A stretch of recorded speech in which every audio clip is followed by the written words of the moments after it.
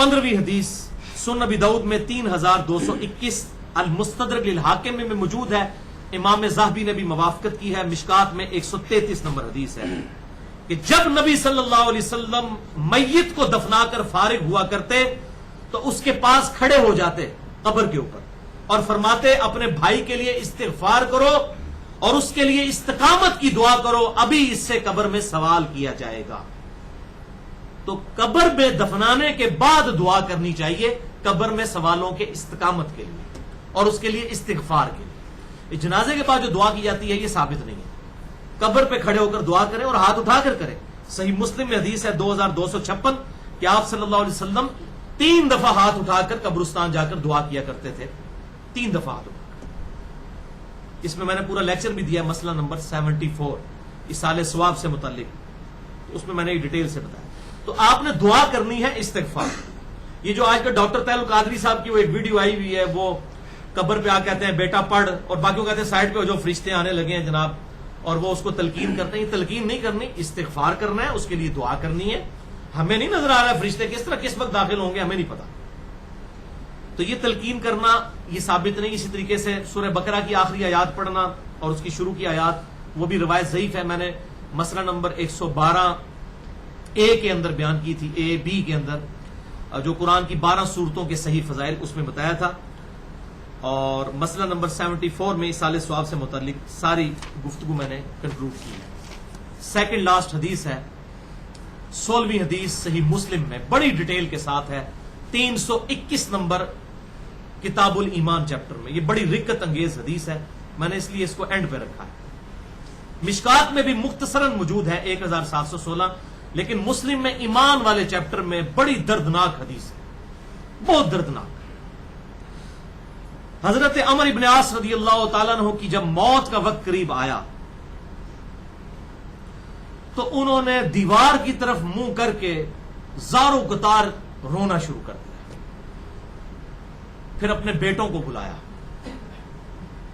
अब मौत के वक्त बाप की हालत देख के उन बेटों पर क्या कैफियत होगी, तो उन बेटों ने हजरत अमर इब्न आस को तसल्ली दी कि अब्बा जान, आपको परेशान होने की जरूरत नहीं है, आप तो अल्लाह के नबी के सहाबी हैं, आपने तो आप सल्लल्लाहु अलैहि वसल्लम की जियारत की हुई है, आप तो बख्शे बख्शाए हैं। लेकिन सहाबी में और आम आदमी में यही तो फर्क है, उसे तो पता है आखिरत का मामला कितना सख्त है। तो उन्होंने बड़ा प्यारा जवाब इरशाद फरमाया। अमर बिन आस कहते हैं कि मेरे बेटो, अल्लाह के नजदीक इससे ज्यादा पसंदीदा बात कोई नहीं कि कोई कहे अशहदु अल्ला इलाहा इल्लल्लाह व अशहदु अन्ना मुहम्मद रसूलुल्लाह, यानी तौहीद का इकरार और नबी सल्लल्लाहु अलैहि वसल्लम की रिसालत को मानना, ये असल निस्बत है। जो तुम मुझे कह रहे हो सहाबी होना, असल निस्बत यह है कि इंसान कलमा पढ़ ले। फिर उन्होंने कहा कि मेरे बच्चों, मेरी जिंदगी में 3 दौर गुजरे।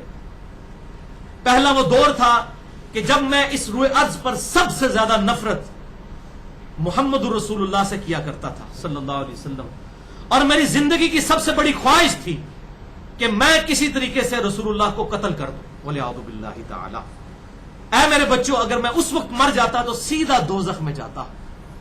फिर अल्लाह ने मेरे पर करम किया और मेरी जिंदगी में दूसरा दौर आया। अल्लाह ने मेरा सीना इस्लाम के लिए खोल दिया सुलह हुदैबिया के बाद। इन्होंने और हजरत खालिद इब्न वलीद ने इकट्ठा ईमान कबूल किया, लेकिन सुलह हुदैबिया के बाद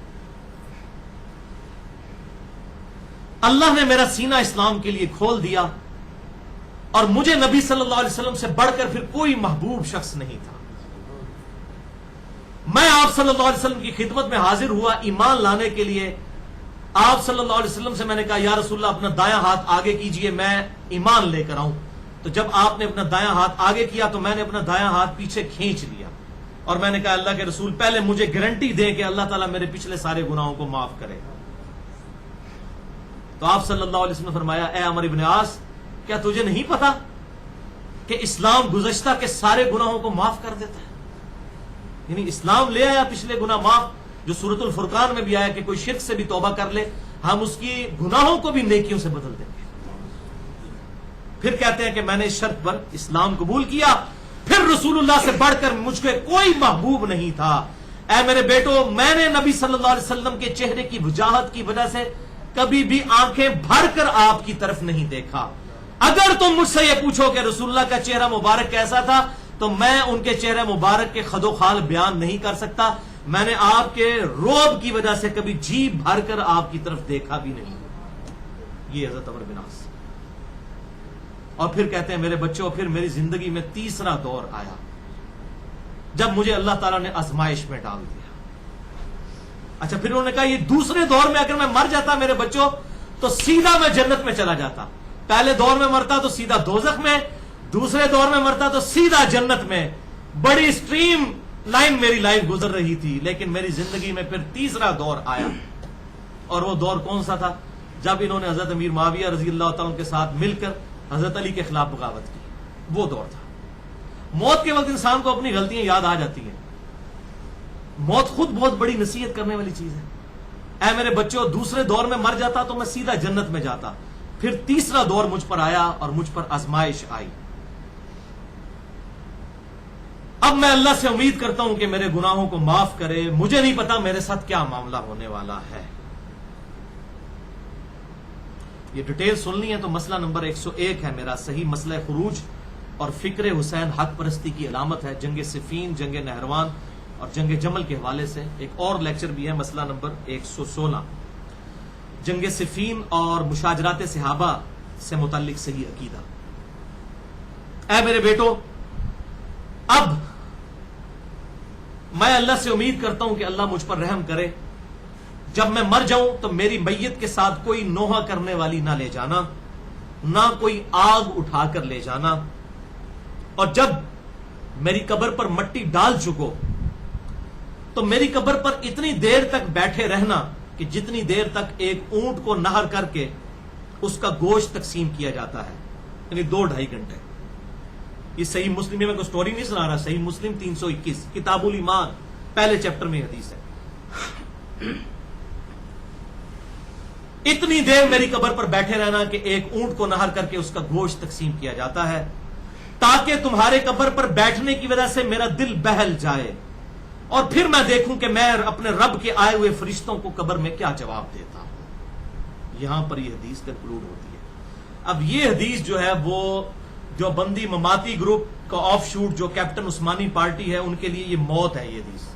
کیونکہ اس میں حضرت عمر ابن عاص کیا کہہ رہے ہیں کہ اسی قبر میں فرشتے اس قبر میں زمینی قبر میں آئیں گے میرے پاس, تم میری قبر پہ بیٹھے رہنا.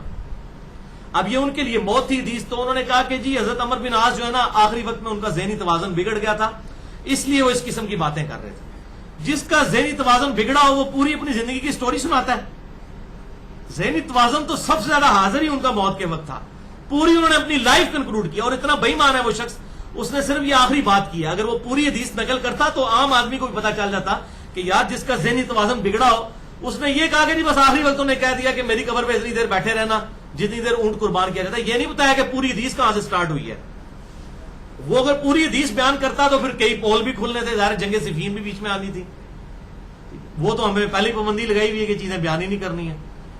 تو اس نے کہا کہ حضرت عمر بن عاص کا ذہنی توازن بگڑ گیا تھا. اس قسم کی بہکی باتیں انہوں نے کی ہیں ولیعوذ باللہ تعالیٰ. اور پھر معاذ اللہ وہ اس میں بھی خبیث اس سے بھی ایک درجے آگے کیا. اس نے کہا رسول اللہ علیہ وسلم پہ بھی تو اس قسم کی کیفیت وفات کے وقت طاری ہو گئی تھی. رسول اللہ صلی اللہ علیہ وسلم کے بارے میں بھی اس نے یہ بات کر دی, ہجامی کیفیت ولیعوذ باللہ تعالیٰ. تو یہ بالکل کلیئر کٹ ان کو پتا تھا. انہوں نے پوری زندگی اپنے بچوں کو بتائی ہے کہ یہ ادوار تھے, سب سے برا دور, پھر اچھا دور, پھر آزمائش کا دور. اب اللہ سے امید کرتا ہوں کہ اللہ تعالیٰ میری غلطیوں کو معاف کرے.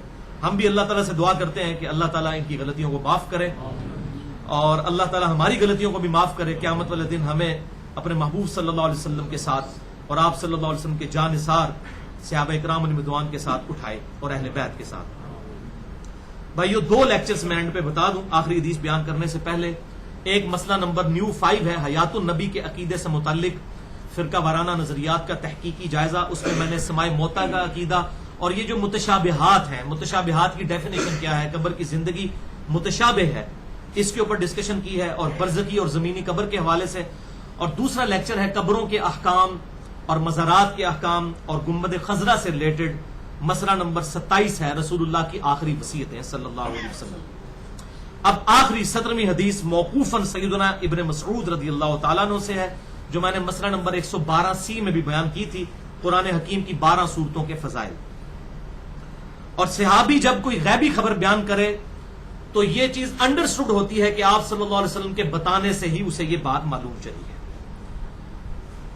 الموجم الکبیر الطبرانی میں انٹرنیشنل نمبر کے مطابق 8652 نمبر یہ حدیث ہے، اور امام بہقی کی کتاب اثبات عذاب القبر میں 128 نمبر ہے۔ ابن مسعود رضی اللہ تعالیٰ عنہ کہتے ہیں کہ جو شخص روزانہ رات کو سونے سے پہلے سورۃ الملک پڑھ لیتا ہے، سورت نمبر 67 قرآن حکیم میں پارہ نمبر 29 کی پہلی سورت، 30 آیات پہ ہے، 5 سے 6 منٹ لگتے ہیں پڑھنے میں، تو جب اسے دفنایا جاتا ہے تو عذاب قبر کے اگینسٹ وہ سورت اس کے سرہانے آ کر کھڑی ہو جاتی ہے اور اللہ سے سفارش کرتی رہتی ہے یہاں تک کہ اسے بخش دیا جاتا ہے۔ سورت الملک منجیہ ہے، اللہ کے اذن سے نجات دینے والی سورت ہے، عذاب قبر سے نجات دینے والی سورت ہے سورت الملک۔ اس سے بھی یہ بات پتہ چلی کہ عذاب قبر بھی برحق ہے اور اس سے بچنے کا وظیفہ بھی اینڈ پہ پتہ چل گیا۔ سورت الملک، اور ظاہر نماز تو پڑھنی ہے، باقی اعمال تو کرنے ہیں، اس کے ساتھ یہ اضافی وظیفہ ہے، اور اسی کو سپورٹی وہ حدیث ہے جو سنن نبی داؤد میں 1400 نمبر ہے، جامعہ ترمذی میں 2891، سنن ابن ماجہ میں 3786 اور مشکات میں 2153 ہے، المستدرک للحاکم میں بھی موجود ہے، امام ذہبی نے بھی موافقت کی، شیخ البانی نے بھی اس کو صحیح کہا، اور شیخ زبیر الزئی رحمہ اللہ نے بھی اسے صحیح کہا کہ آپ صلی اللہ علیہ وسلم نے فرمایا قرآن حکیم میں 30 آیات پر مشتمل ایک ایسی سورت ہے جو اپنے پڑھنے والے کے لیے سفارش کرتی رہی یہاں تک کہ اللہ تعالیٰ نے اسے بخش دیا، اور وہ ہے تبارک الذی بیدہ الملک۔ اسی لیے ہم نے اپنے صبح و شام کے اذکار والے بلو کارڈ میں بھی سورہ ملک کا وظیفہ لکھا ہے، اسے ضرور پڑھیں، اور سورۃ البقرہ کی آخری 2 آیات بھی۔ اللہ تعالیٰ سے دعا ہے جو حق بات میں نے کہی اللہ تعالیٰ ہمارے دلوں میں راسخ فرمائے، اگر جس بات میں میرے منہ سے کوئی غلط بات نکل گئی تو اللہ تعالیٰ ہمارے دلوں سے معاف کر دے، ہمیں کتاب و سنت کی تعلیمات پر عمل کر کے دوسرے بھائیوں تک پہنچانے کی توفیق عطا فرمائے۔ سبحانک اللہم و بحمدک، اشہد ان لا الہ الا انت، استغفرک و اتوب الیک، وما علینا الا البلاغ المبین۔